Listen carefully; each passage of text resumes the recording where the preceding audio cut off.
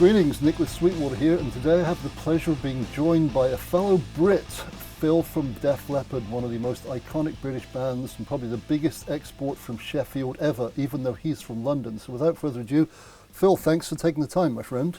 Absolute pleasure. Great seeing you. Likewise, it's been a while. I know, right? Yeah. I think the last time I saw you, you were on the road with Tesla and REO, I believe. Wow, that was like 2016 or Yeah, something. yes, Yeah. a while. Yeah. Good show, though. Oh, thanks. Yeah. It was a great show, and what interested me is one of the big country guys played the same venue in Phoenix the night before, that amphitheater, and you guys sold more tickets. So There much, you go. so much for rock being dead, my friend. At least I in know. Phoenix. Got to do it right. That's it. Yeah. Yeah, the rumors are greatly exaggerated. So, what we'll do is, if you don't mind, because as we were discussing beforehand, I've been aware of you as a guitar player and intimidated by you somewhat since 1979 due to some band called Girl. And I remember seeing the cover of Sheer Greed and going, this is very glam. And then I heard Hollywood Tease and that solo, damn. So every time someone would go, oh, I can't believe you like Girl, I'm going to listen to this solo, and jaws would drop and people would shut up very quickly. Oh, thanks. Yeah, that was just got introduced to Al Di Meola and stuff like that. So back then, and actually it's funny because I was talking to Larry DiMarzio the other day, and I had a DiMarzio when I was like 17 on my Les Paul. And I only started playing at 16. So it was one of the very first DiMarzios that I'd actually ever seen, and I'd heard all about these things, and I had it on that Les Paul, and I wanted to get the Al Di Meola when he puts it on the neck pickup, the run and everything like that, and the rest of it was the humbucker, and it's just fascinating. And then when you talk, I was speaking to him, and I said our vibe was we want to kind of look like the New York Dolls, and then Larry said, oh, I put some pickups on the guitar players. Oh, wow. And so it's like, whoa, like talk about full circle. So you're obviously a London, Hackney, right? That's where you're. Yeah. So you said you didn't start. I was going to ask you when you started playing, but you've already answered that. So 16. Yeah, same as me actually. Really, yeah. I saw Deep Purple at 14, and I was like, oh my God, that's what I want to do. Richie Blackmore, front row, smashing up the Strat and all that, and pestered my mum and dad for 2 years, and they finally got me an SG actually, which I've got here. So it's so you still have guitar number one. Yeah. Now I read somewhere on the internet, I don't know if it's Google nonsense, that there's a picture of a very young you on the back of Made in Japan. Is that complete? Yeah. That's true? Yeah, that was the actual gig. I know it says Made in Japan, but the photos are from like the Rainbow, and that was the Brixton Sundown, which ended up being the Academy. Right.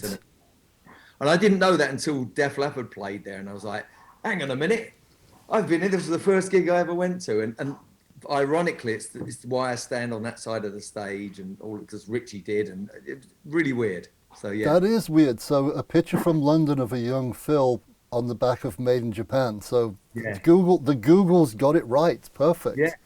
Yeah. And the first guitar, even though Blackmore was a Strat guy, was an SG. Now, who that you mentioned, Dimiola, is I'm hazarding a guess that Mr. Gary Moore might be in your. Absolutely. And without being all name dropping, I got to jam with him because he opened up for us on the Pyromania tour, and oh wow, one of my idols. And I went in the dressing room, and he had the Peter Green Les Paul. I'm like, whoa, that's the Greeny Les Paul. He said, yeah, play it. So we sat down. I actually got a blister jamming with Gary. He picked up a Charvel, and I played that for like an hour. Oh wow. And that was the start of me going heavier with the string gauge, because I was using like 9s or something, and he had 10s on that Les Paul. So I'm going, oh, this is just great. And so I'm up to, I play 13s now, but that's what started it off, was that Les Paul and Gary Moore. 13s, really? So 13 to what, 52 or even thicker? 54. And then I've got the odd Telecaster where it's I haven't got it here, but it's 14 to like 56.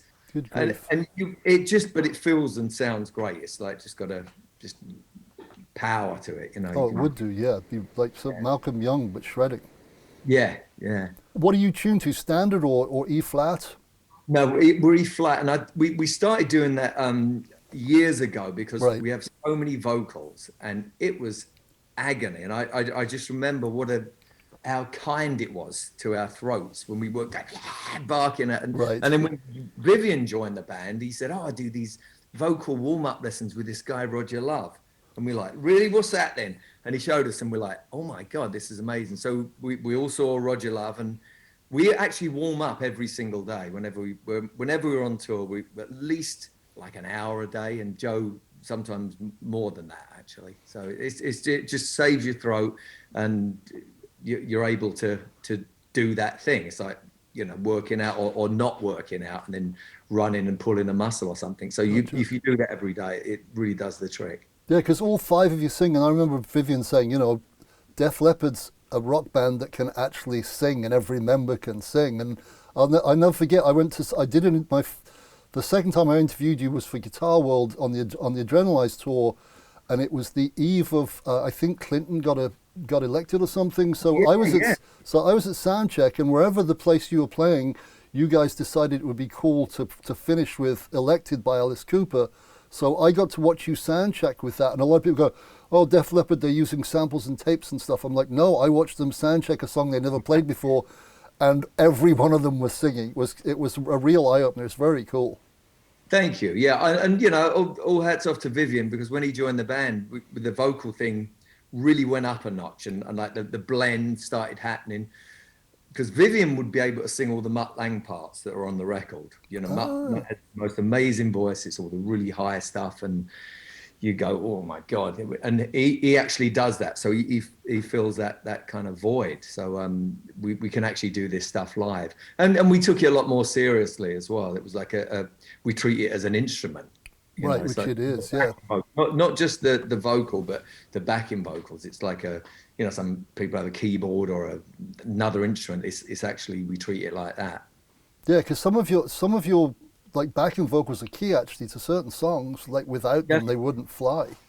definitely. Yeah, and obviously we got the idea off of Queen, Right. you know, and Mutt Lange, our producer, was like, yeah, let's kind of, if we blend Queen with AC/DC, it's like, ding, there you go. So that's their kind of rule book, you know. Yeah, no, what fascinates me about him is that apart from his like incredible talent, he's got his feet firmly in country. I remember someone saying that, like you said actually, that Love Bites started off as a country kind of twangy song. And then, Absolutely. Mutt he's kind of sounds like a more countrified Don Henley. He's got this thing, but he's got this incredible range that he can go really high, and it's like, wow, so it's fantastic. And he's always been into country, like, you know, but back in the day with cassettes and that, you know, when you'd go in Mutt's car, it'd be like George Jones and all of this is years, you know, right. decades ago. So, but yeah, so he's always had a thing for it. Just incorporating all types of music. You know, he's from South Africa, and there's always different types of music, and he's always alert to it. And you know, I've always been the same. It's kind of, you know, just you can get something from everything. You know, there's some great stuff out there. Yeah, no, I was aware of his discography for quite some time, and it's pretty impressive from you guys to AC/DC to the Cars to Don't Worry, Be Happy is one of his, and that's like, wow. Yeah, the guy really is multi-talented. Yeah, and And also you like playing stuff. Yeah. and you guys have always referred to him as, you know, member number 6, and you know, Yeah. looking at both Pyromania and Hysteria, he has songwriting credits on all of the tunes. So, Yeah. what did you learn from Mutt? If that's not too vague a question, what did you walk away from those experiences knowing you didn't know before? Just the level of excellence. I think with a lot of rock bands, and just a lot of players, they just don't know. They just don't take it seriously. If you hang around like jazz musicians or classical musicians, there's a level of excellence that you have to get. It's like martial arts. It's like it only starts when you get your black belt. That's when all the good stuff happens. That's what happens with them. With rock musicians, you can kind of get away with it, and pop musicians. Right. But with Mutt, it was like, no, there's a level of excellence. And we were like, whoa. I mean, he really taught me how to play guitar properly and how to sing. You know, we was, you know, just be like a bit like this. It was fairly semi-pro or amateur. Right. And then when he come along, it was like, whoa, shit. It's like the snare drum. It's like, listen to Motown stuff where stuff falls on the snare and just things like that. And you just become aware of it. And vocally, where you sing, like playing, my timing as a rock guitar player, I was like, I was always ahead of the beat. Yeah, me too. Yeah. Yeah. He's like, no. Just sit back and just listen to the snare. Boom. Yeah. And it was magical, and just how to sing. He taught all of us how to sing properly, and just how to write a song. We'd come in with these ideas, and he'd go, "Yeah, that's cool, but that can be the pre-chorus or the bridge. That's not strong enough for the chorus." And then we're like, "Wow, okay." Well, and if you said, "Well, why not?" It explained why.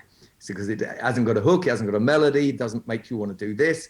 It's got to go up. It's got to, be emotive. It's got to hit an emotion, whether it's aggressive, mellow, sad, horny, whatever. It's got to hit one of those things. And if you can do them all, then even better. But yeah, so everything from songwriting to arrangement to what's cool, what's not, why it's cool, why it isn't cool.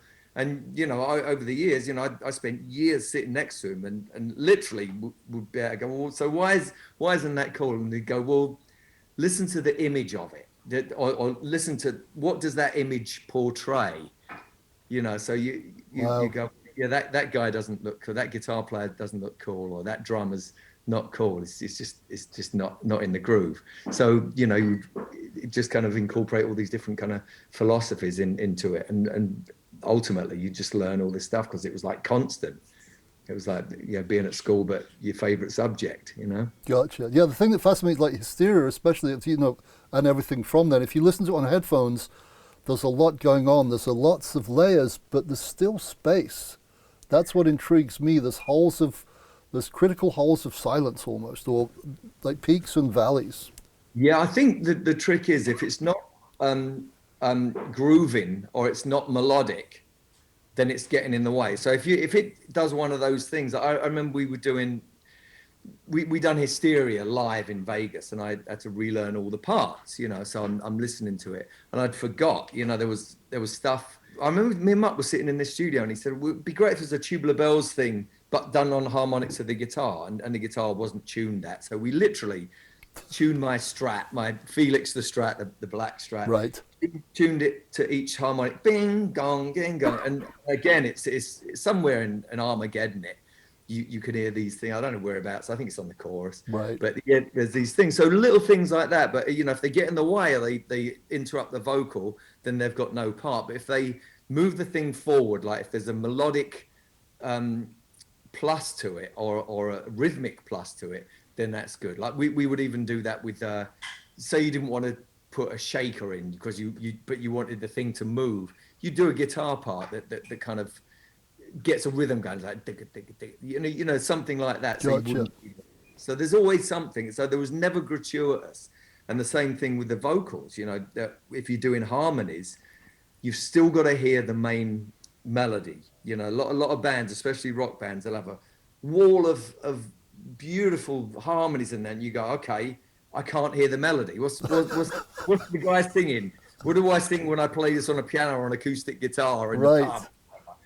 So that's always, it's the kind of workman approach. You have to have that part, and then you kind of enhance the stuff around it. So all of these things we constantly learn from him, and I'd done a thing with him a few years ago, actually, this other artist that he was working with, and I played guitar, and he had actually got a lot better, even more than that. It was wow. Oh.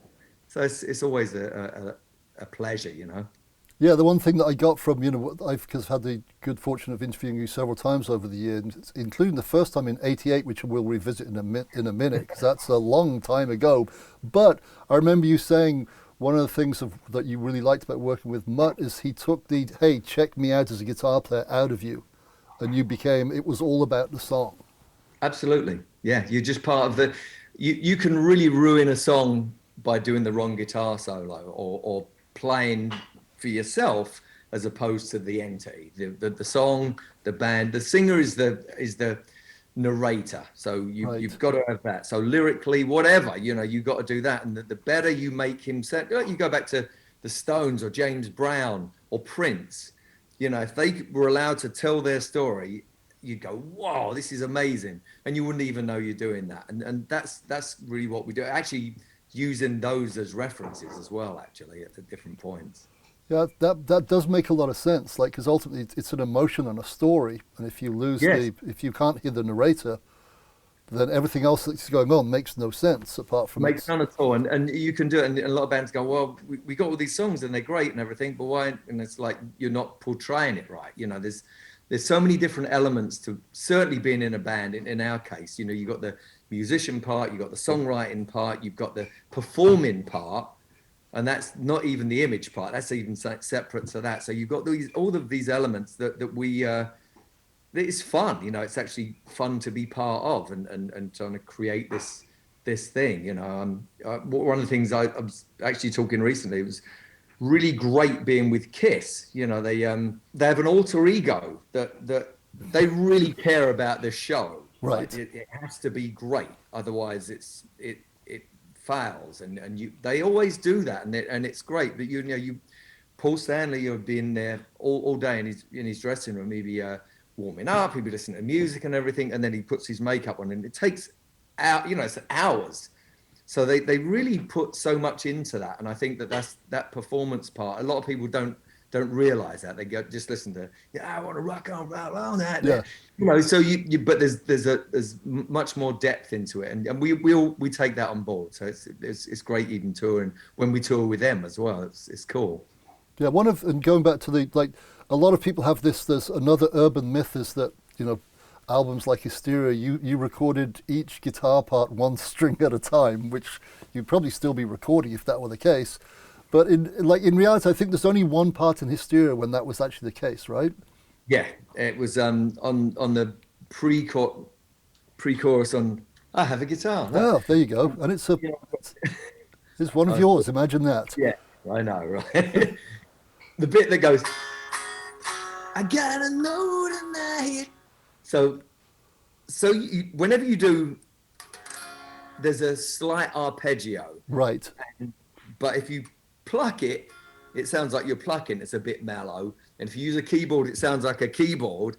So Mutt said, no, do it with a pick. And so it lit and track it up. It was a clean sound. It was a Rockman. It was my Strat, the black Strat Felix. Right. And we literally done that. Actually, a friend of mine came in while we were doing that. It was in Windmill Lane 2, a little jingle studio in Dublin. Right. That was at St. Stephen's Green, just off of there down this alley. And he came in, he's like, what are you doing? He's a guitar player. And we're like, you know, it's like, and then you hear the whole thing and you go, wow, okay, so it just has a unique sound to it as opposed to being a keyboard or a right. And that was it. That section needed to do that so it could just open up on the chorus type thing. You know? Now, when you were playing the single notes, were you adding vibrato subconsciously or not? Or were you? No, I don't think so. I mean, it was a long time ago. I think I was just fairly hitting it straight on. Gotcha. Yeah. No, yeah, because the thing I love about listening is, like, say, Hysteria or the latest records on headphones, you can hear all the parts. Like, there's multiple parts going on, but they don't get in the way of each other. They complement each other. And the coolest thing is, then you go and see you live, and you don't notice they're not there. How long because of the way you composite everything? How long does it take, like yourself and Vivian, or back in the day, yourself and Steve? How long once you'd made, say, Hysteria or Pyromania, did you have to go? You play this, and this, and I'll play this, and this. Was it a trial and error thing, or it just came? No, it always works out. It's like usually if someone's singing at that point, I mean, many times I'll go, I can't sing and play this at the same time. Vivian usually can. He's usually really good at being able to play a lead part and sing over it. Oh, as really? Well. But I depend on what it is. Some of it I can, but some parts are like, no, I cannot do that. I have to put so much in the vocal. There's no way. I'd have to just play chords or something. So Love Bites, for example, you know, the song went to #1 on the Billboard charts, and we were on tour, and we'd never played it as a band. It was a studio song. We'd never. I mean, each part was like done years you know, sometimes literally years apart from each other. So we've got to play this song. We have to play. It's number one. And we were in Canada. We were in Vancouver, and we went into a little studio, and we worked literally all those parts out. You know, there's I forget. Yeah. Right. Oh, too much. So I dropped out on that because at the time I couldn't play it. And then there was the love, babe, lovely, and that's okay because you're singing in the gap. So right. I was able to do that. You just take the most prominent parts and ones that you can sing and play, and if you can't, then someone else either sings and plays that instead. So it's really a process of elimination, and because there's only 2 guitar players and sometimes there'd be 8 guitar parts, right, you would go, what does it sound like it's doing? And they're secondary to the vocal, right, and then you go on top of that, so you can get round it. You can do a version of it. Sometimes it's nothing like what you put on the record, or it's a composite, it's a collage of some of the parts together. You know, whatever works better, and whatever you can do while you're singing it. Yeah, I was gonna say, like I've watched versions of that song of you guys playing it live, and it sounds huge even with the 2 guitars. It's great now, but I honestly, those first in Canada, in Vancouver, we were like, oh my God, we're not going to do this. It's awful. It's like, ooh. And it was really hard. And it's just funny how now it's so easy, you just kind of breeze into it. But yeah, practice makes perfect, you know, and that's the thing. That's odd, having to learn something you recorded and having to go and learn it halfway through a tour. Yeah, but we didn't learn it in that context. You know, if we'd have started the song like, you know, it started on an acoustic and stuff, we could do a version of it that way. But it's kind of cool being pushed like that, you right. know, having to test the limits. And it's like, you know, it comes up a lot, you know, whenever we do a new song, and the later songs, same deal. You know, some of them are really quite complex. Yeah. No, absolutely. Singing and playing and stuff, and if you're going to comp something together, and it's got to work in context with what the other guys are doing, and so it always, you know, it fits in, and we don't agonize over it because it's kind of fun. It's like a jigsaw puzzle, you know.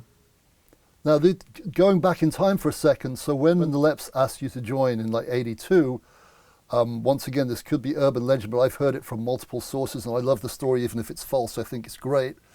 Is apparently, you know, you were under the impression that you were just going to jam a few solos. You went in the studio and you've got Mr. Perfection there, Mutt Lange, and I heard from several reliable sources that the first thing you took a stab at was stage fright, and you nailed it in the first take.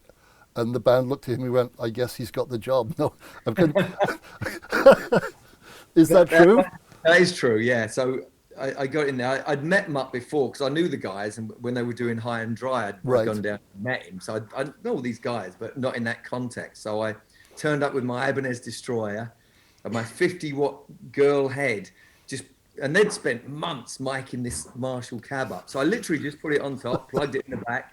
It's like, whoa, this sounds great. I mean, didn't touch a thing, and that's what, you know, Photograph, all of those songs. That's the solos. That's what it was. But yeah, stage fright. I kind of done that, and again, you know, it was back to, it was like I wanted to make it sound like a. I listened to the song. Mutt said, take this home and see what you think. And I thought, well, I could kind of get a melodic kind of Michael Schenker, Gary Moore meets Al Di Meola with this run on there, and that was the thing behind it. You know, flick it over to the neck pickup halfway through and blitz it. Yeah, same as Hollywood Teas, done in the same room actually. Oh, really? Yeah, recorded in the same room. Same amp, not the same guitar. I guess Hollywood Teas with the Les Paul. Les Paul, yeah. Right. But, DiMarzio Super Distortion, and yeah, I just insane actually when you think of that. And I kind of now that they didn't say that in front of me, by the way. They didn't say. I guess No. they obviously Yeah. they were like, oh, that's really cool. That's the first take on the album, and then it was other stuff. It was like, you know, the Fooling, Photograph, Rock of Ages, Billy's Got a Gun, and then he found out I could sing, and then it was like, okay, you got to sing on everything. So then I'd do all these 2 parts with Joe and stuff, and the backing vocals, you know, just add to that. And like going back to the like making full use of 2 guitars, even layering or not layering, I love the way that like yourself and Vivian do it now, but how you do it with Steve is It's subtle inversions of the same chord sometimes, and or one guy almost arpeggiating it, but in a rhythmic way. Yeah, I think a lot of two guitar bands, rock bands, that is, that they don't really follow it enough. Like when you see Brian May, or you listen to Brian May, listen to Queen stuff, there's so much going on, and he's able to do a version of it live, just him on his own. It's a similar thing, but he would orchestrate something, and I'd never really heard anyone do that. I mean, Jimmy Page to an extent as well, he would be doing the same kind of thing. So we, again, you know, we would take that approach. Steve loved Jimmy Page, as I do, you know, he's amazing. And Brian May, you'd go, okay, so it's a rock band, but we've got vocals, you know, we've got all these vocals as well, and just kind of orchestrate the guitar, you know, big chords, like, you know, harmony chords, and one would be playing a rhythmic, that thing on I went to play it earlier on, but it was the thing on Love Bites. It goes,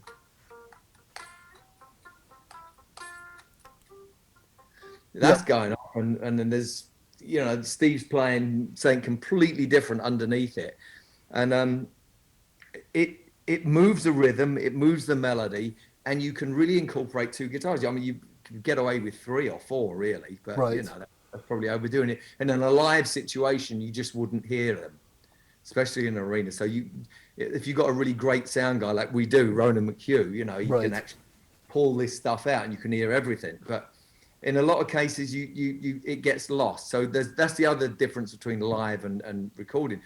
When you're live, it's mortal and it just goes past in a second. So if you make a bum note, you sing, or you forget words, or you mess up, it doesn't matter. But a record is immortal, and so you have to put so much into it. So we never go, oh, we're never going to be able to play this live, because we always are. You can just do a version of it. Gotcha. And what interests me too is I was listening to She Agreed, and I'd forgotten how much I really liked the end of the song Passing Clouds. That's some really neat orchestration of guitars. That really climaxes nicely. Yeah, me and Jerry used to really work on the stuff as well. It kind of, we never really got, if we'd have had someone, a grown-up in the room, like musically, it would have been amazing, you know. But we didn't, you know, we done, Chris Angridi's done the first album, and we kind of left on our own a little bit, you know. It was like, if we'd have had someone like a Mutt that goes, okay, you can't sing like that, that's not working, sing this instead, play this, then it would have been awesome, and it would have set us off on our way. But there you go. But there's still this, I mean, like the dynamics of a song like on the second album, Wasted Youth, like McKitty's Back, there's some beautiful dynamics, and also Old Dogs as well, which I love. That minor 7 chord keeps creeping in, which is my favorite thing of all time. And I've got to ask you this, and Def Leppard fans are probably going, what are they talking about? Go to YouTube, or better still, buy the records. They're worth listening to. Girl, She Agreed. There, buy that. And but the thing that fascinates me, and I've got to ask you this, some of the backing vocals are brilliant. Yeah. Okay. Well, we tried. But there's an element of humour to it as well. Without a doubt, you know, like Tea in Bed. That was just classic. Yeah, it's like, you know, on the first album we got on My Number, Gary Holton from the Heavy Metal Kids was in the studio. I used to know Gary, and he came down and he's singing on the backing vocals with us. So there was a definitely Cockney wanker type kind of element to it. You know, there was it was a glam rock band, but it was very London. You know, when you listen to some of the Who stuff, you go, oh, they're so London. It's not true. And on the Pistols, there's a thing with London bands with the vocals, and obviously we didn't get to expand on it, but there was definitely that thing going on. You're absolutely right. There's a tongue-in-cheekness, a bit of Stevie Marriott, right? Absolutely, you know, and who I love. You know, I love Stevie Marriott, and I think that again it never got pushed far enough, which is, you know, it's a real shame. By the way, just that Old Dogs, I borrowed a Epiphone Howard Roberts Fusion jazz guitar. This thing was absolutely gorgeous, and I'd always wanted one. And I ended up getting a Gibson 175 that me and Steve found in a shop in Hilversum in Holland. And it was I've still got it. It's a 1954, and I dig it out every now and again. It's on the Delta Deep album. It's all over the place. But that sound, that's the kind of jazzy sound that I was trying to get. Yeah. Now, going back to the Def Leppard audition, as it were, did you have any idea what you were about to walk into? Did you smell something was cooking? No. I was like, okay, yeah. Joe had phoned me like a year previous and said, we're on tour, we're in the States, we're touring with Ozzy, and it's not going great with Pete. There's, some issues. Would you be able to learn 16 songs and maybe come out and help out? I said, yeah, sure. And he phoned back. He didn't phone back. So, and then like a week later, he called. He said, oh, no, we got it smoothed out. I said, okay, well, no worries. Right. So they're doing the next album. All the songs are written, and it's like, it's not going. We've actually fired Pete. I'm like, oh, really not? He said, yeah, it wasn't happening, wasn't working. So you want to come down and help out on the album? I said, yeah, sure. So I come down. I'm just playing some more, singing, playing some more, and then all the fun stuff like scrapes and lead, right, solos and power chords, and just this is great. And then we're on tour, and it really went that quick, and it was like, oh, okay, well, I guess I'm in the band. No one had asked me, but we went on tour, and we didn't really know what was going to happen because we just played. My first gig was at the Marquee, right, in London, and then we done a half-empty theatre tour of England. Then we went to the States, and it blew up. Photograph was just exploded, and it was like all over the radio, and MTV had just started. Right. So you're everywhere, and we didn't look. We had a thing. It fit with the Duran Duran thing. It kind of fit in there. It wasn't like just this metal band. It was a rock band that looked more like that. So it kind of just blew up, and we didn't expect that. We had no idea, and we didn't stop, and we didn't actually have a break till 2010 was the first year we took off. Yeah, so it's just been record, tour. Yeah, the cycle, the good old cycle. And I didn't know, and it really didn't dawn on me until we got the Diamond Award in New York. The Diamond Award's when you go 10 million, right? Platinum, yeah. And so we done this thing, and it's like Elton John, Billy Joel, Led Zeppelin, Pink Floyd. There was, just 68 artists. Michael Jackson wasn't there, but everyone else was kind of there, and it was. We showed up, and I remember going to the podium, and there's us and the Metallica guys, there's James and Lars, and we all got just to say hi. And I remember looking down, and it's like Billy Joel in the audience, and you're like, wow, we've actually. These are contemporaries, we've because you didn't, we're just working the whole time, and you didn't really take it in. But that was the first time I actually took it in, and gotcha. Wasn't just playing in a band. It was like, wow, I guess this is something else. Big time. And what a lot of people watching this might not realize is that, as you mentioned, the Pyromania tour, half-empty theatres in England, there was a big backlash, wasn't there? I remember it vividly because if you go back to the very start of Leppard, do you remember Jeff Barton from Sounds? Like before, like before the internet, folks, before Google and YouTube and texting and stuff.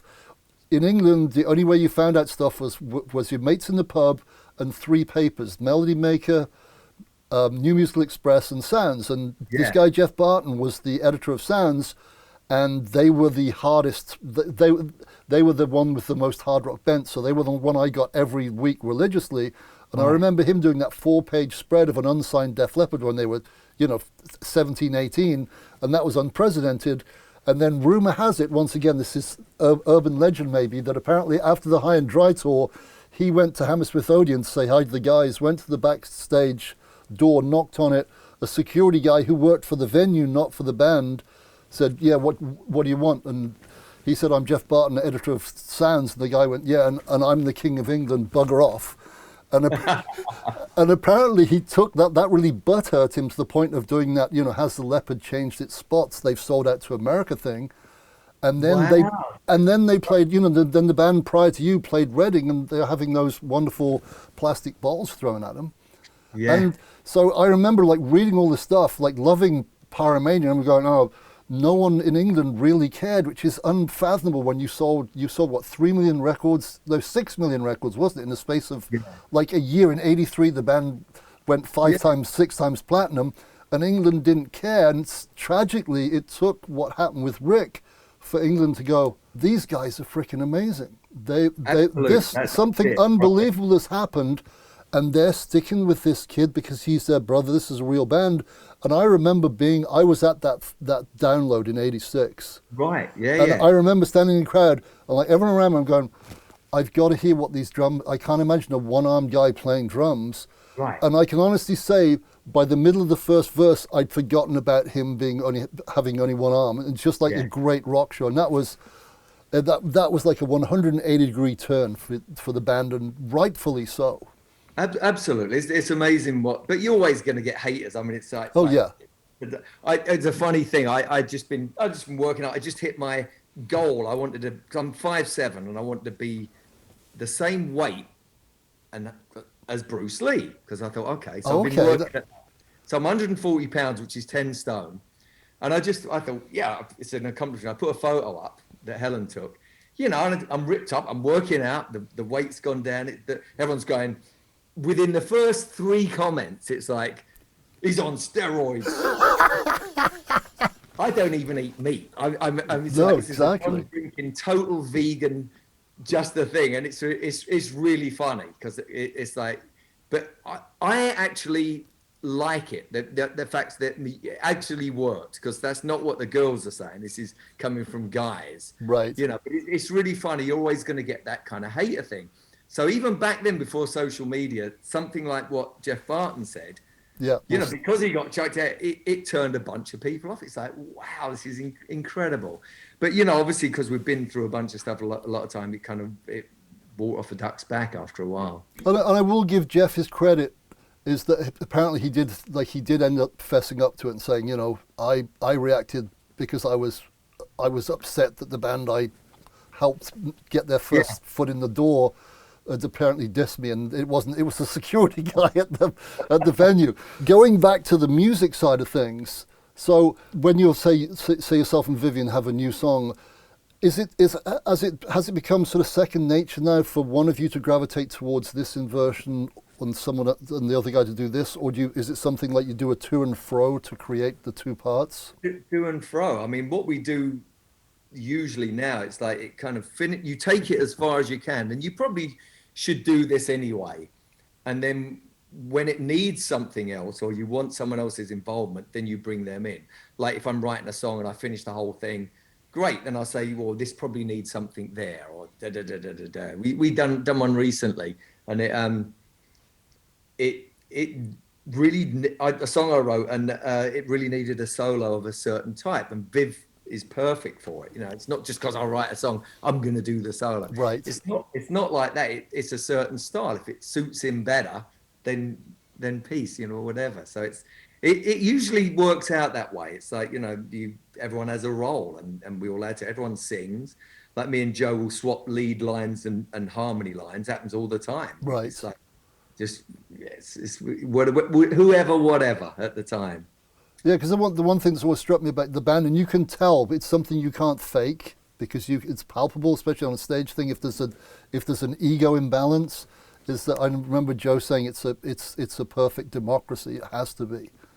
It does, and I think that the ego balance, if you get egoed out at all, it makes the whole not look as good. Yeah, so like I was saying before, it's like if you make James Brown, like if he goes bat and the band doesn't stop, you come from the gig. I saw James Brown. Yeah, it was a bit weird. They was all out of time. He would do that, and they wouldn't really fight.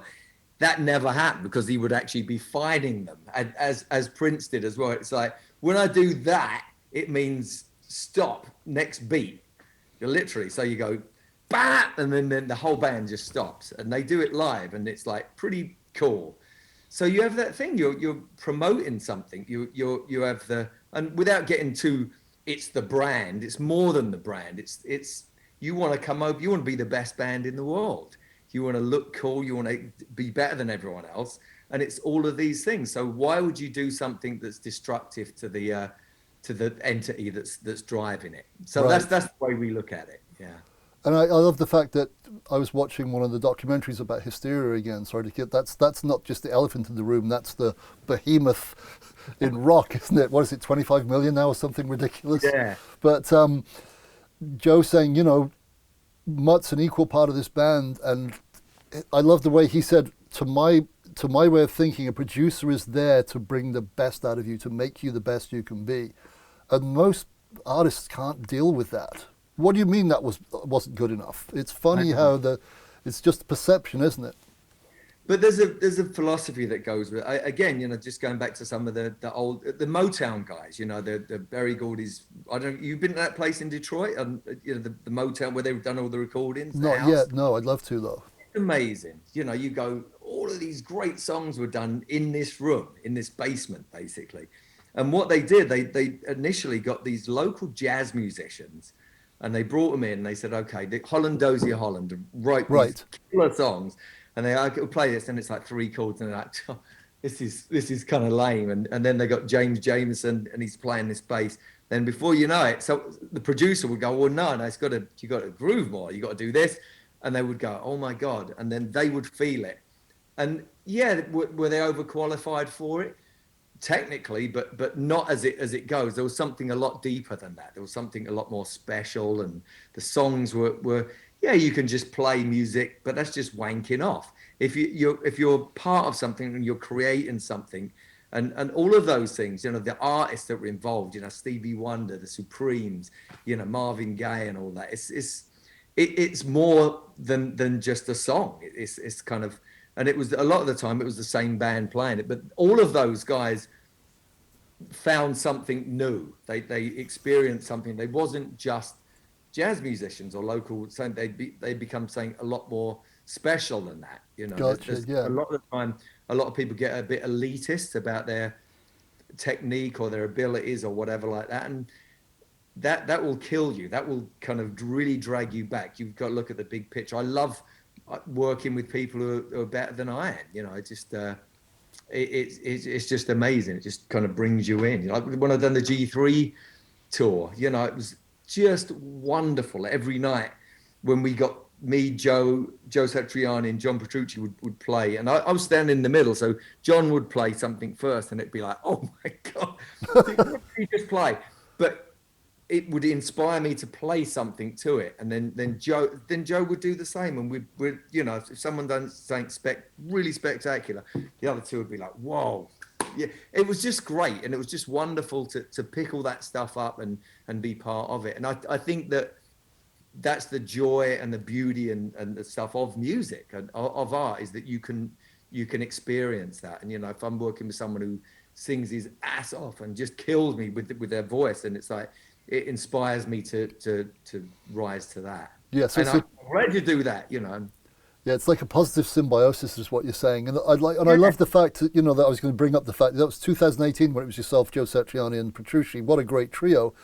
But the great thing about, I've got to know Joe and John fairly well, and they encourage other people. They don't. Do you know what I mean? They are so humble and wonderful people. They're just great. I gotta say, they're just totally humble and considering they're monsters. But we would come off stage, and sometimes we'd talk in the stairwell for like half an hour, just about the show and playing, and then it would go on. Well, Jimi Hendrix did this.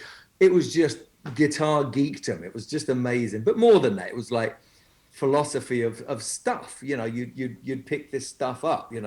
Joe said something really deep once, and me and John were like, really?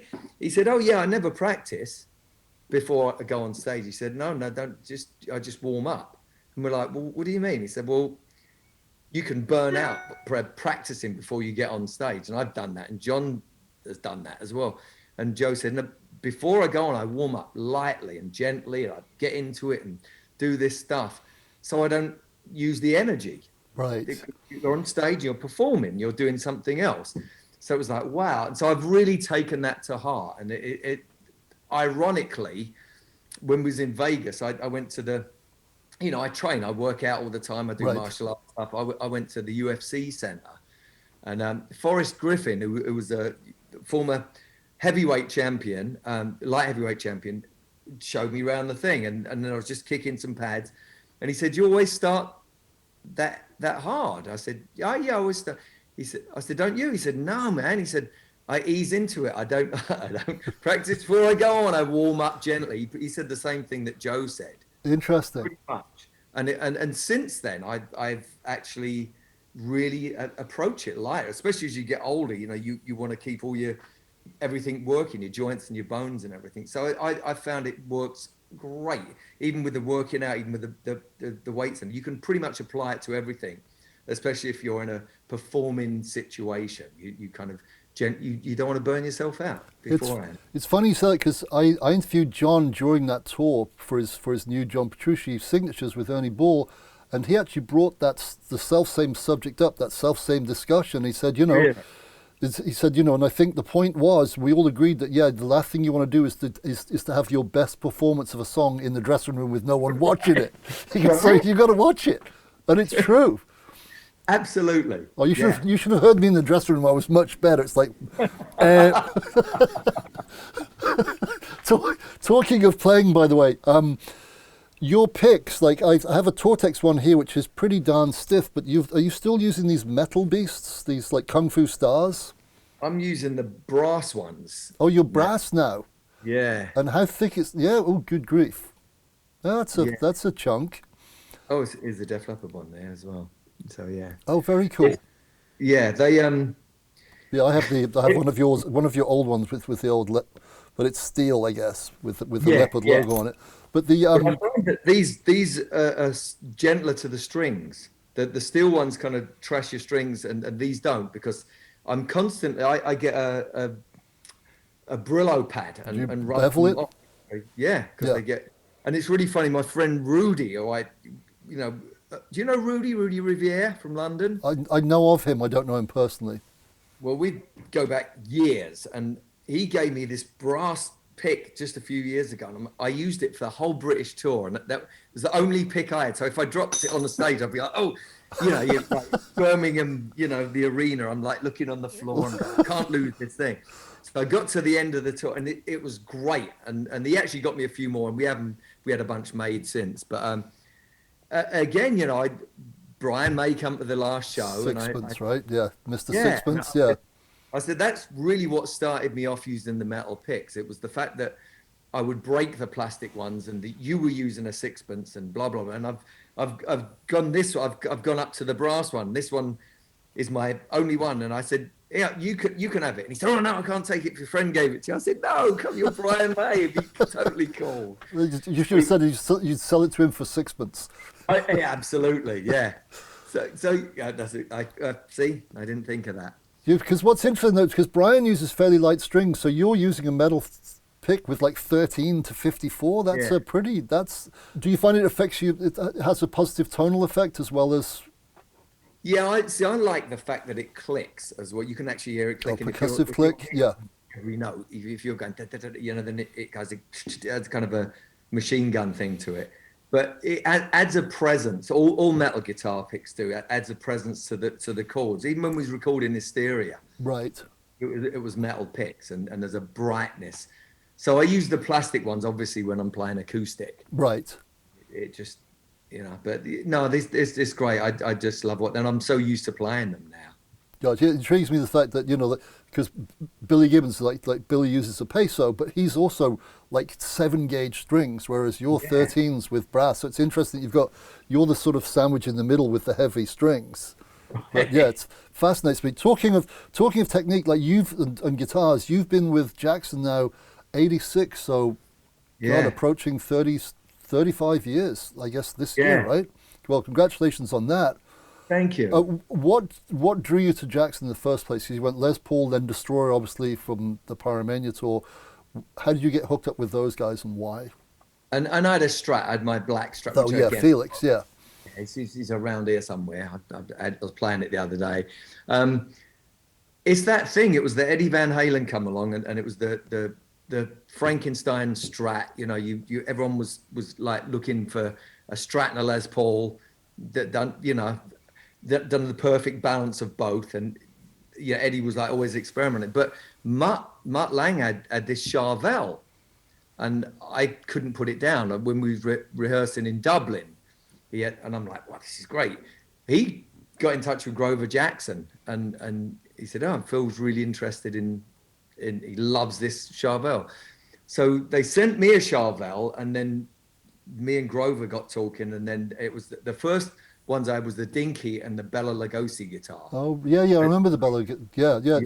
Now I guess it was compound radius even back then, right? 12 to 16, so it flattens as you got higher up the neck. Was it? Yeah, they were pretty flat and really skinny. Right. So I just kind of got fatter and fatter and fatter as it went, and I've got my favorite sounding guitar actually at the moment is, hang on 1 second, because it's right here. Okay. Is a Jackson Supreme, and they made it because I kept going up in neck size, and they made it as a joke, thinking, oh, they're not going to play this. But this thing, that's a baseball bat. Yeah, it's the biggest neck they've ever made, or Fender, and this thing sounds ridiculous, you know. And I've got an X2N on it. I was going to say, yeah. It's got the sustainers and everything, but it's amazing. And again, it doesn't go out of tune. You know, I kind of hit fairly hard, and it's got the heavy strings on.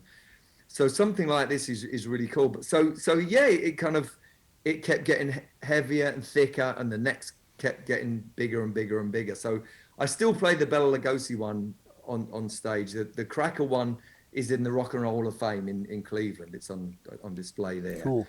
But the PC ones, we keep, you know, as guitar technology improves and gets better, you know, we constant like bake in the wood and stuff like that. Right. Now is your Floyd floating or flush with the body?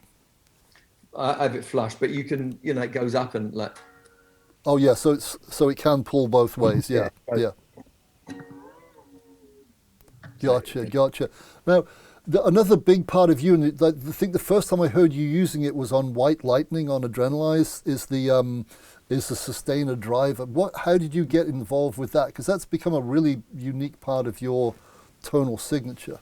It really is. So in the 80s, I got Hamer gave me a really lovely Strat, a yellow Strat, you know, neck through with a Sustainiac on it. Right.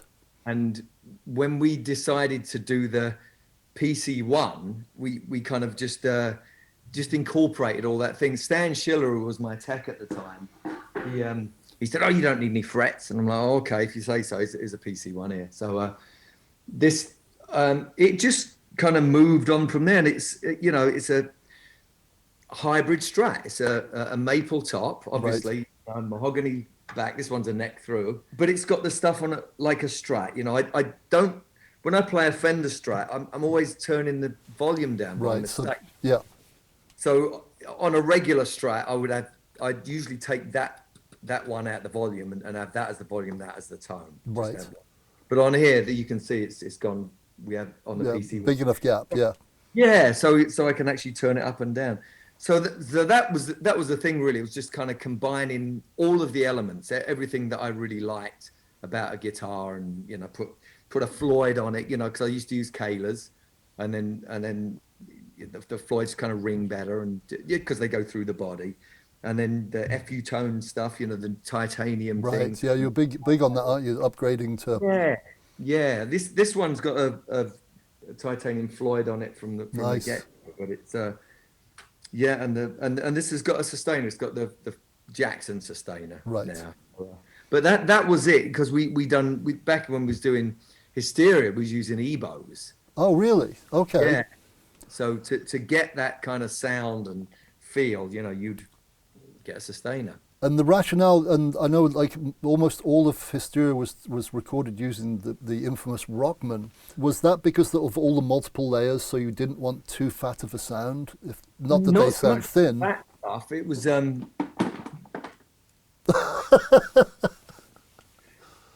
I've got a Sweetwater sticker here, by the way. Oh, cool. Yeah, and it's on my. I can't move that. I can show you afterwards. Right. But yeah, it's. I think the frequency wise, you could control it, and when you're multi-layering, you know, it had 3 settings: clean, semi-distorted, and distorted. And Right. we would literally use those 3 for different things, and it was perfect. And let's say you was playing a root note or something, and you know, say you got a chord like, but you'd want the. You could hear it differently when you're miking stuff up, because that's what you do back then. Obviously, everything's DI'd now. Right. Back then, you would get weird frequencies, Right. and if you're tracking up that much, and we're doing tons of vocals, which takes sonically the same kind of part as a guitar. Right. You don't want that. So the fact that it was like this kind of honky middly sound worked great when you're layering it up, and it was clarity, really. That was the thing. And Mutt knew that it was going to be so full range, like there was sub bass, like the kick drum and the bass guitar and the keyboard bass. We got keyboard basses on it, huge vocals all over the place. So sonically, when you look at it like a photo, it actually works great. Yeah, if we'd have had a different guitar sound, like, you know, the sound that we all like hearing, you know, big stack and everything, it probably wouldn't have worked as well. We wouldn't have been able to do so much. It would have just got in the way and just got a bit kind of cumbersome and lost. Yeah, so it's looking at the landscape and going, the guitar can fit here and here without taking away this mountain and this. Yeah, no, it makes sense. Otherwise, because sometimes if there's too many layers, all of a sudden you can't hear the melody again. Right. Or you lose the drums, or is there a bass there? Yeah, no, makes sense. Yeah, so it's its own unique sonic notch. Definitely. I got a couple more questions. You kind of answered one already, because I was going to ask you. I know you did the, what did you call it? You had a great term for it. I'm going to look it up. Your quarantine piggery. You got up to 163, and so you actually went. You had the stones to actually go on the internet and go, okay, I'm going to work out for 30 days with you guys. And your target, I think, was 140. What was your target? Was 148, but now you're Bruce Lee at 140. Yeah. So did you hit the 148 in the 30 days? I don't think so. I think I got down to 153 or 152, maybe 150, but I didn't get down. And that's when I started going, oh my God, something's not working here. You know, it was great though for a month. And then I actually felt awful after. I was like, oh God, I don't feel well. So that spurred this on. And yeah, we changed it up. Me and Helen, my wife, we kind of both got a Fujicate app and just reduced the amount of food. Because I think that the body functions better when you feed it the right amount. I was eating way too much. Yeah, so a lot of people do that and they don't even realize they're doing it, you know. Yeah, because that's, you know, it's quite amazing to watch like your physical transformation, because, you know, Hysteria time, well, up until that year, you were one half of the Terror Twins, you know, may Steve rest in peace. And I remember you vividly telling me, we were in New York somewhere, and I asked you about quitting drinking. You said your final straw was waking up in Dublin with a $5,000 wristwatch on that you had no recollection of buying. Yeah, $10,000, but yeah. Oh, was it really? Yeah. And it was like, and they wouldn't take it back. So it was like, it was a lesson. So it was, yeah, that kind of spurred that on. An expensive lesson. Oh, absolutely. So, to finish, I've got 2 more questions, if you wouldn't mind. Thanks so much for taking the time. This has been fascinating stuff. In our time on this planet, because we're almost the same age, we've watched it go from where a fax was considered remarkable to now, if you don't get a huge document in 0.3 milliseconds, there's something wrong with the internet. And it's changed the music industry as we know and love it, or we know and hate it, into something completely different. Do you think technologies made things better, worse, or just different? Both. I love the fact that I can write something, record it. I'm using Guitar. I'm actually doing some presets for Guitar Rig 6 at the moment. Cool. And I've always used, for recording, I use Guitar Rig 5. So everything Def Leppard wise, Man Rays, Delta Deep is Guitar Rig 5, usually the same presets, you know, just got a few that are very similar. So I like the fact that when I do small clubs, I use this little Black Star amp. I've got like a actually the stereo one. It's the silver line one at the moment. Gotcha. Cool. When we play in Def Leppard, I use a fractal with atomic cabs. You know, they're like 500-watt wedges. Right. So I can do stadiums with them, and it's like boom, they're really loud. You know, 1,000 watts coming out of there. They're powered speakers, and the Axe Effects, you know, fractal thing.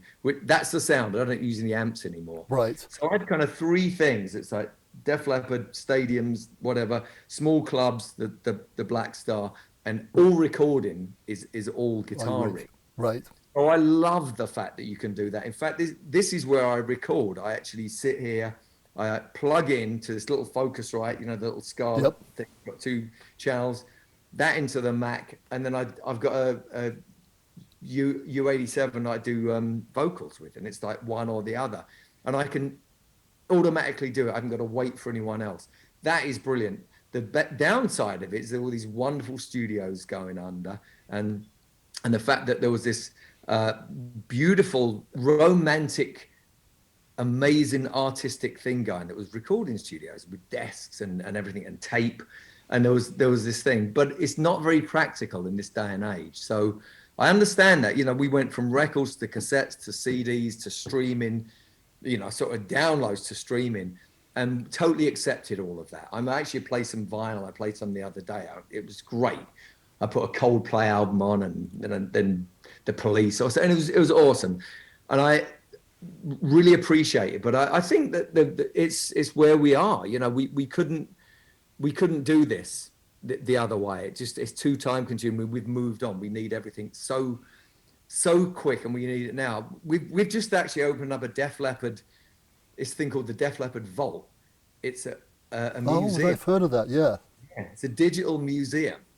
And we've got artifacts, and it's like photos and pieces of equipment and all of this crazy stuff that we actually, like, it goes live like next week or something, or perhaps it already kicked off already. But anyway, yeah. So there's some great things that come out of it, but you know, I think you have to move forward.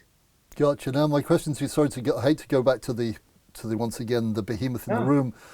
Do you think that Hysteria could have been made today with modern technology, or did it really need you 6 guys in that room going through everything you went through, and like the symbiotic growth of the whole thing? Do you think that was an integral part of it? Was the sense of community?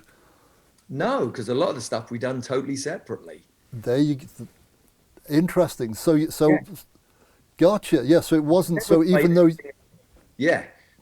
Probably 2 things on the album that we played live as a band, and it was me and Steve played the solo in Hysteria together through 2 Rockmans. Right. And this is funny. The bit on Love Bites where it goes, yeah. So Mark goes, it'd be great if there's like a tremolo effect. Like, he said, can you do the whammy bar like a real slight? But while it's playing, I'm like, well, I can't because I've got to hit the notes. Yeah. And he goes, well, Steve, can you do that? So I'm playing and Steve's doing this. Oh, that's funny. So and it's really subtle, but we're both playing it at the same time, which is kind of fantastic. Next time you hear it, have a no, I'm going to listen for that. Apart from the backing vocals, where some of the stuff would be round a mic together. A lot of the time it wouldn't. It'd just be one person track it up, next person track it up, which is what we do now.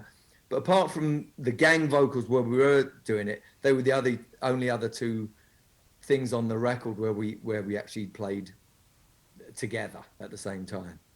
So you do the saying you learn something new every day is true then, because I just learned something. I wasn't aware of the fact it was actually done like that so much. And we always do the drums last, because we start off to a click, and it's very basic drum thing. And now loops, I pull a loop up that has the right groove and says the right things in the right places, and then just add to it, replace it, blah blah blah. Put the drums on last, because you know we're constantly changing vocals and guitars actually, and sometimes you go, okay, well this, and Sab's always a stickler for this, to go, well, is that kicking or is that on the beat? I think it should kick. And after you've done all this stuff, and it's like, oh, sorry, Joe will go kick it, and Sav will go, I think it sounds good on the beat. So sometimes you'll do one of each. Gotcha. And so all of this kind of stuff is tiny little details, but that's the sort of stuff where if you'd have done the drums first, you're kind of stuck. So, you can move it. Now you can move everything around, obviously. Right. But it makes you go, okay, well, this would be really exciting if it pushed there. And we've got it playing on the beat. So you go, okay, you go back. Anyway, so the drums were done last, and as always. And even on, Delta Deep stuff, Forrest Robinson plays the drums last. Same deal, Gotcha. Same thing. So what's next? Hopefully this quarantine will be over this year. What's on the horizon for you musically? Because you've got Man Ray's, your other project, and this Def Leppard something or other. Do you have anything planned yet, or? No, we've got to wait to see. We're waiting to get. We've got some dates booked this year. Right. So, but it all depends on vaccine. If they even open their places up, that's what we're waiting on. So we're booked. We're good to go. We're ready to go. I'm a fighting weight. Everything is really cool, but that depends on that. I'm doing a bunch of other stuff. I'm writing with different people, writing with Joe. We've been doing some really killer stuff, and the band. We're constantly. It's always forward moving. It's recorded. Actually, I've just done an instrumental with Forrest Robinson and Craig Martini, and we're waiting to do the video for it. Everyone's having to do their own part of the video, but you remember Quadrant 4 by Billy Collen? Oh, yeah. We've done a metal drum bass, like hard rock, punk, jazz, fusion. I'll send you the thing. It's not mixed yet, but I'll send it. Don't play it to anyone yet. I'd love to hear that. That sounds, Quadrant 4 was, Yeah. That's setting yourself a goal. It is. It really is. And it was... I'll play it to you. We're just waiting to get the video all edited together. Oh, I can't wait for that. Thank you. Yeah. And my last question would be, you've had a remarkable, so I've been aware of you for 41 years. Wow. Yeah. What would your advice be to anyone who's watching this, who, be they young or old, male or female, who would like to pursue a career in music? What would your advice be? So all the really successful people, and that's on different levels. I mean, I thought success for me was when I gave up my day job. I was a motorcycle messenger. I was delivering stuff in London, and then Girl got signed up, and I was getting 30 quid a week, and it was like, this is the best day of my life. That was the huge success for me. It absolutely was. And I still remember the feeling, and it was like, I'm a professional musician, and da da da da. You got to be well-rounded, because if I always say this to guitar players, they go, well, what do I do? Say, can you sing? And they go, well, no. Yeah. They say, well, no, you've got to be able to sing. So you've got to be able to sing in front of a complete stranger. You've got to be able to go, and this is twofold. You've got to be able to go right up to someone and go, baby, everything is all right, and not feel embarrassed slightly. And they go, and they laugh at it, and you go, no, because it's a confidence builder, and it may show up one day you're gonna have to sing. And so that's the first thing I say. So and have fun with it. It's not like I'm gonna have lessons and do that, but just enjoy it. A lot of people are intimidated by it, and a lot of people pick up instruments because they're intimidated or whatever. I found it a release. It was an expression for me. It was like, wow, this is great.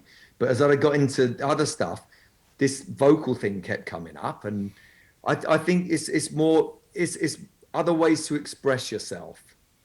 So I would say that would be the number one thing. And if you can't sing, and it's got to be cool, you got to be able to, because then you start understanding stuff. You'd be able to understand a song, and even if you're a keyboard player, whatever it is, it's good to know what you're part of, even if you don't have to sing. It's just a huge part of it, because most of the time in modern music, it's a song and it's someone narrating it. And if you don't really understand the full 360 thing, then you're doing yourself an injustice. You're just staying a part of it, whereas you could embrace it and be part of the whole thing. That's a great, and sorry, that wonderful answer has led me to be a liar, because I'm going to ask you one more question based on that. Yeah, no worries. When you're writing with your guitar, are you actually singing or hearing a melody while is that part of your compositional MO? Sometimes it's a drum pattern. It always comes, and I don't know when it's going to come from. You know, it's like the worst one is in the middle of the night. You go, oh, this is so great. These lyrics, I'll remember them tomorrow, and you always forget. So, you know, I can run off to the toilet and record it on the phone or something. But it's always different. Sometimes it's a guitar riff, sometimes it's a melody, and it hasn't got a groove, it hasn't got a home. Basically, that's something you fill in later on. And sometimes it's a full finished thing. Like you go, wow, this is great. This is a whole part, you know. And usually I have stuff going on in my head, and I think that the more you inspire yourself, whether it's from reading, meeting really interesting people, and having great conversation. Like I said, I go to the beach. I'm a lot less now. It's bloody freezing, but I usually go at 6 a.m. and I went in. You have to head first. You have to go in, otherwise it doesn't count. And then I come out, warm up, have a cup of coffee, and just sit there on the beach. It's awesome. Reading, movies, inspired. You've got to stay inspired, and if you're inspired, then you'll hopefully inspire someone else at some point. So that's a constant flow. So I'm always trying to do that, and one of those things, you know, if not all of them. A great answer. Well, listen, Phil, thanks so much for taking the time, my friend. It's great to see you and hear you again. I look forward to some new music, be it, you know, in one of your many projects. Well, I look forward to hearing that quadrant thing that I will share it with no one. So no emails, folks. You're not hearing it. But yeah, thanks, my friend, and stay safe. Please give my very best to Helen. I shall. And, you know, the rest of the guys, you know, Vivian and Joe and Sav, of course, and that Rick guy. Please tell them hey.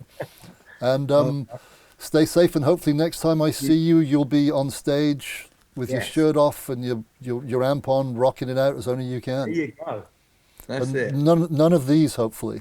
I know, right? Yeah. Well, thanks again, my friend.